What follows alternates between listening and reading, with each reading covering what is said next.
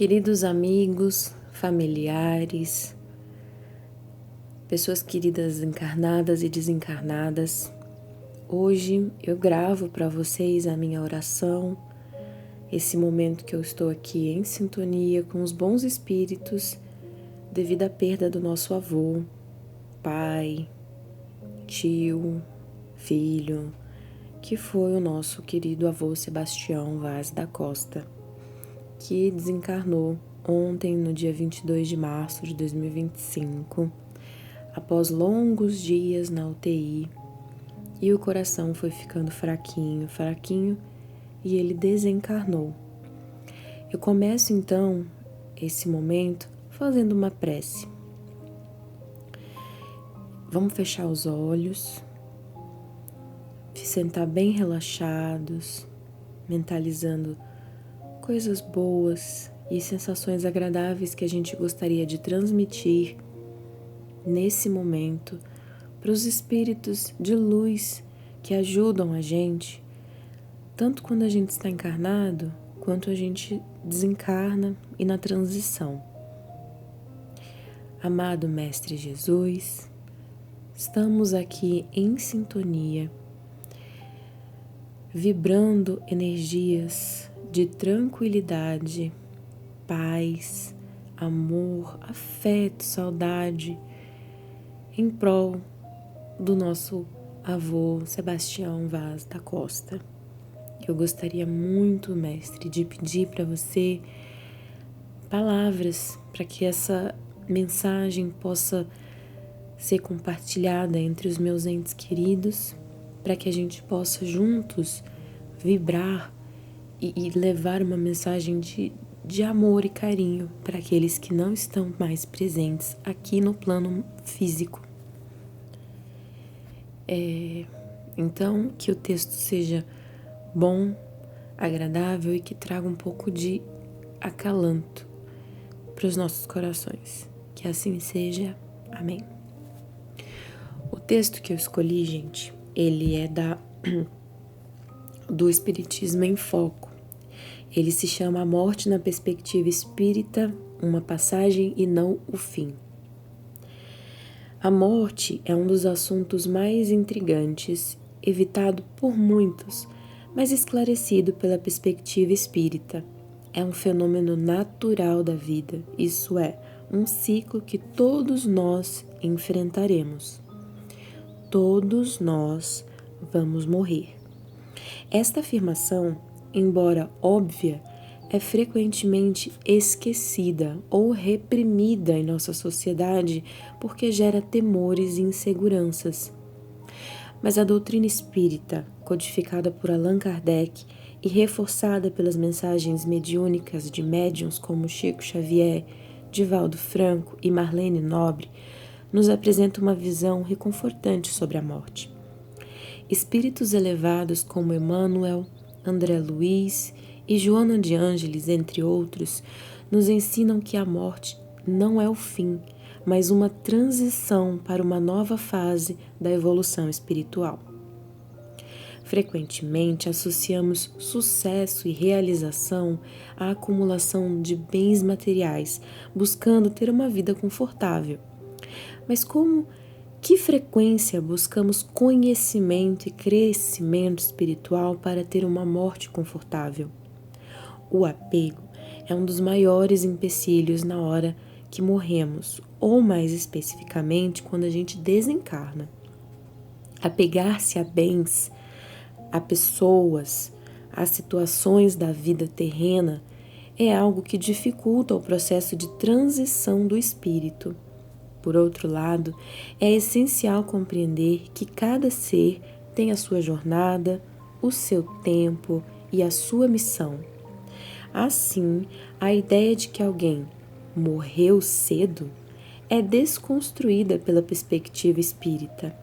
Cada espírito vive o tempo que precisa viver, não mais e não menos. Enquanto estamos encarnados, então qual é a chave para uma vida plena? Viver bem. Mas o que significa viver bem? Para alcançar este objetivo, Pensando também na vida após a morte, é fundamental buscarmos o autoconhecimento e a evolução contínua. Com isso, aprendemos a ser menos agressivos, menos impacientes e a cultivar o amor ao próximo. Esses são passos valiosos para enriquecer a nossa jornada. Quando entes queridos deixam um sofrido vazio na nossa vida. Quando falamos da morte de entes queridos, a saudade é uma emoção natural e esperada. Entretanto, é bom diferenciar a saudade boa da saudade ruim. A primeira nos remete às boas memórias, ao amor e à gratidão, enquanto a segunda nos aprisiona, nos puxando para baixo e também impede que os espíritos dos entes queridos sigam adiante. O Espiritismo nos ensina a valorizar a saudade boa, compreendendo que a vida continua. E aqueles que partiram conseguem, então, seguir a sua jornada evolutiva, assim como quem fica deve também continuar em seu trajeto de aprimoramento até que um dia o reencontro aconteça. Onde reina, então, a enfermidade? Vamos refletir sobre a eternidade. Se você é uma das inúmeras pessoas que buscam entender melhor essas questões, você pode ler textos, pode se aprofundar em estudos religiosos das religiões que você quiser, porque elas trazem essas respostas e esses acalentos. Nesse tempo de enfermidade, vamos refletir sobre a eternidade da vida e sobre o nosso propósito maior. A morte é apenas uma passagem, uma mudança de estado. E como nos ensinam os espíritos elevados, a vida é eterna e repleta de oportunidades para o crescimento e evolução. Esse é um texto de José Batista de Carvalho. Eu fiz a leitura para vocês porque eu achei que é um texto que lembra a gente nesse momento de tristeza, tanto por quem está encarnado e sente a perda e fica triste, e a gente, à distância, também sente essa tristeza e a gente gostaria de poder confortar os nossos parentes, os nossos amigos, as pessoas que a gente gosta, que a gente sabe que nesse momento precisam de força, de um abraço, de uma palavra de carinho. Eu não sou perfeita, estou muito longe de ser uma pessoa que poderia trazer uma palavra, algo bom. Não sou palestrante espírita nem nada disso, mas tem uma coisa que nos une, que é a reencarnação. Todo mundo que está encarnado um dia vai morrer. Então todos nós estamos juntos nesse barco. E eu realmente espero que os meus parentes, as pessoas que eu gosto, as pessoas que eu não conheço, todo mundo, gente, que precise de um acalento nesse momento de perda, possa se sentir reconfortado. Que você não se prenda tanto a essa ideia de que você perdeu alguém. Tem um texto que diz assim, é como uma mãe que vê um filho indo morar no exterior. Ele vai passar um tempo longe, mas eles vão voltar a se encontrar. Se pra gente que acredita em Deus, as coisas existem por um propósito, por um motivo, nenhuma folha de árvore, como a gente fala, cai sem que seja da vontade de Deus, e a gente não tem explicação para de onde a gente veio, para onde a gente vai, o início de tudo, por que eu tô aqui, mas por que a gente existe e por quê? Eu acho que a gente tem em volta de todos esses questionamentos algo muito grande que a gente não consegue ver e nem compreender. E nem por isso a gente deixa de sentir os fatores. Então, quando a gente tem um filho, quando a gente se apaixona, quando a gente gosta das pessoas e quando a gente perde alguém, é que a gente percebe o tanto que a gente está ligado por uma coisa só. Independente se quem faleceu é uma pessoa que você tem ou não muita proximidade, é alguém que você conversava ou não, se você está perto ou se você está longe, não importa. Quando a gente perde uma pessoa, a qualquer momento a gente pode sentar, fechar os nossos olhos e conversar, como se a gente estivesse conversando com a pessoa ali, naquele momento, na nossa frente. Então, querido vô, eu espero que nesse momento, onde quer que você se encontre, que você se sinta abraçado por todos nós. Eu não estarei, mestre, fisicamente ali, no velório, no cemitério.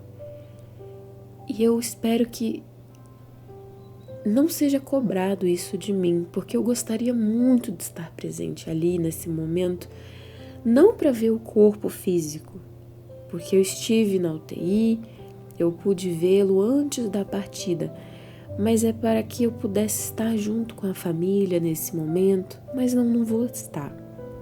O que não significa que eu não estou aqui, hoje, na minha casa, fazendo o que eu acho que pode ser bom para todos nós, que é tirar um momento para estar em oração, para ler o Evangelho, para pedir para Deus que Ele possa juntar todas as pessoas da nossa família que estão em hospitais nesse momento, como irmãs do vô que estão na UTI nesse momento, que eu também não vou estar lá presente.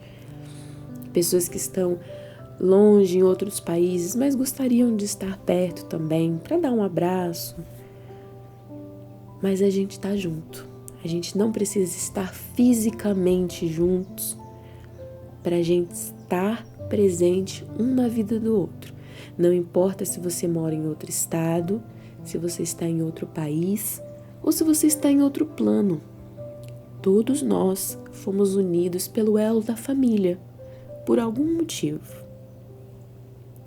O vô, ele era meu avô por um motivo. Ele foi o pai do meu pai por um motivo. Ele se casou com a avó por um motivo. E ele teve a vida e a trajetória de vida dele da forma que foi por um motivo. Às vezes a gente sente dó e pensa, nossa, ele sofreu.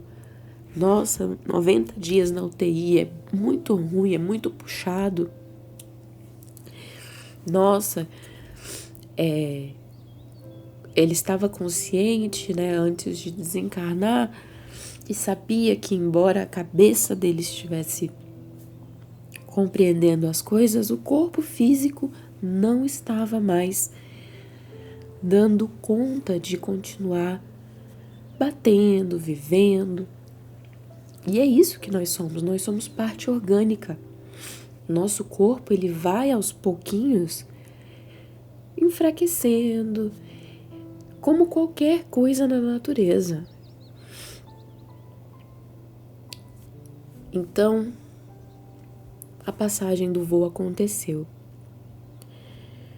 A gente não pode, nesse momento, ficar procurando motivos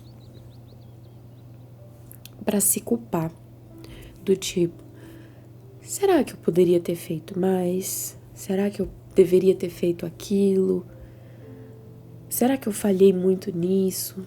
Nossa, eu deveria ter feito isso ou aquilo. Gente, desculpa eu estar parando, a minha garganta tá doendo muito, porque eu tô tentando manter aqui o foco. E aí quando eu seguro as emoções, a minha garganta dói demais. Então, a gente tem isso. Nós temos um aos outros. E amanhã, depois de amanhã, não importa quando, todos nós vamos passar também para esse outro plano. E aí a gente vai poder compreender muita coisa, rever pessoas queridas. Porque se existe um propósito para eu ser mãe do meu filho, eu ter encontrado as pessoas que eu encontrei ao longo da minha vida, esse propósito ele não se perde. Senão não faria sentido nenhum a nossa existência. Seria uma coisa muito banal, muito simples. Então hoje eu quero acreditar que o vô ele está sem sentimentos de dores, que ele está com o corpo espiritual regenerado, fora de um hospital. Eu espero que ele esteja em um lugar onde ele esteja em companhia de pessoas que ele ama e que já estavam desencarnadas e que agora ele vai também ter a oportunidade de estar com elas, como a mãe dele, como a irmã e outras pessoas, como por exemplo a minha avó, que desencarnou primeiro. Eu espero que ele sinta e que ele saiba que ele foi amado e que, como qualquer ser humano, ele teve erros, acertos e que a experiência dele em vida tenha permitido uma boa evolução espiritual dele, para que agora ele esteja no outro plano tranquilo de que ele teve uma experiência na Terra, ele deixou filhos, netos, até bisnetos. E que independente de estar aqui ou estar em outro plano, ele continua sendo o nosso avô, o nosso pai, o nosso irmão. E vamos lembrar os momentos bons, as histórias boas, os dias felizes.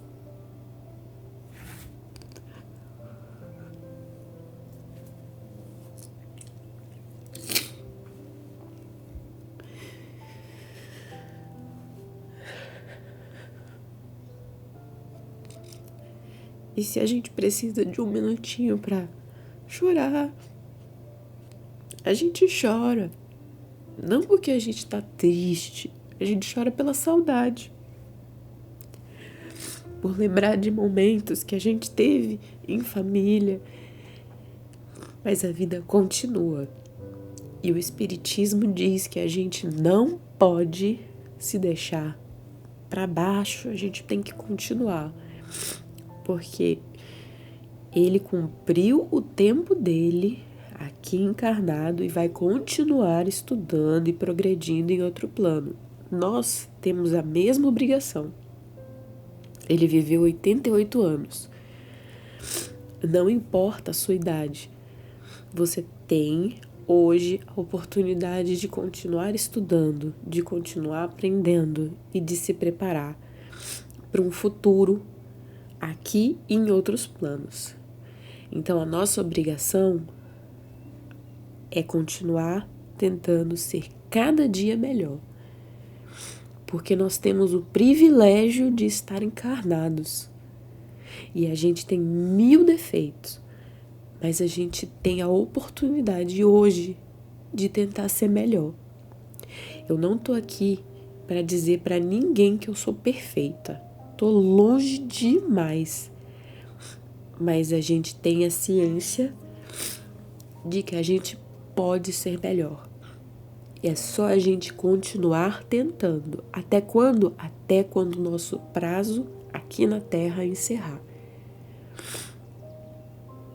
Então, querido vô, eu quero terminar essa mensagem dizendo para você: obrigada pelas experiências, obrigada pelos ensinamentos, obrigada por fazer parte da minha família, obrigada por você ter sido o meu avô e por ter tido a história de vida que você teve. Que você possa, nesse momento, receber o meu abraço à distância e possa estar sem dores, sem tubos, sem medicações, sem nada disso, ao lado de pessoas que você amava. Hoje eu digo para você até breve, na certeza de que um dia todos nós estaremos juntos novamente. E até lá, você siga firme aí do seu ladinho, com as pessoas que você ama, e eu seguirei firme aqui, encarnada com as pessoas que estão do lado de cá. Mas até breve, porque um dia todos nós estaremos juntos e esse é o ciclo da vida, que hoje encerrou um capítulo de uma pessoa, mas a vida continua. Vamos então agora fechar os olhos e fazer uma prece de encerramento. Amado Mestre Jesus, eu não sei rezar assim e falar bem, eu morro de vergonha, mas eu espero que esse áudio, que foi encorajado pelos estudos espíritas, que dizem pra gente que nós devemos sempre tirar um momento do dia para fazer a nossa prece, para ler um texto espírita e estar em comunhão com a espiritualidade, com Deus. Eu espero que a gente seja envolvido nessa coisa de Deus, assim. Então, Mestre, que hoje nós possamos estar acalantados, que a nossa semana seja uma semana abençoada, para que a gente possa seguir firme e que os choros, as lágrimas, elas sejam reconfortadas. Obrigada pelo dia, pela oportunidade de estar aqui. Obrigada pela minha família, obrigada pela comida, pela casa, pela palavra espírita que nos deixa mais tranquilos nesse momento. E eu encerro agradecendo mais uma vez a tudo, a saúde principalmente, que foi a grande lição que nós tiramos dessa passagem do voo. Agradecer pela saúde, porque passar mais de 90 dias em um leito de UTI nos mostra que a oportunidade que nós temos de andar, de comer, de tomar um banho, de fazer as coisas livremente é um privilégio, que a nossa saúde é um bem inestimado, que a gente só às vezes percebe quando a gente não está com a plena saúde. Então, eu termino essa prece agradecendo principalmente pela nossa saúde e pedindo pela saúde das pessoas que nesse momento se encontram em situação semelhante, em um hospital, em um tratamento de saúde, precisando estar pleno de saúde e aguardando uma cura, um remédio, um transplante. Que essas pessoas tenham força para passar por essa situação, que a dificuldade seja breve e que amanhã elas possam contar boas histórias e tirar bons ensinamentos dessa situação, que seja passageira. Que assim seja. Amém.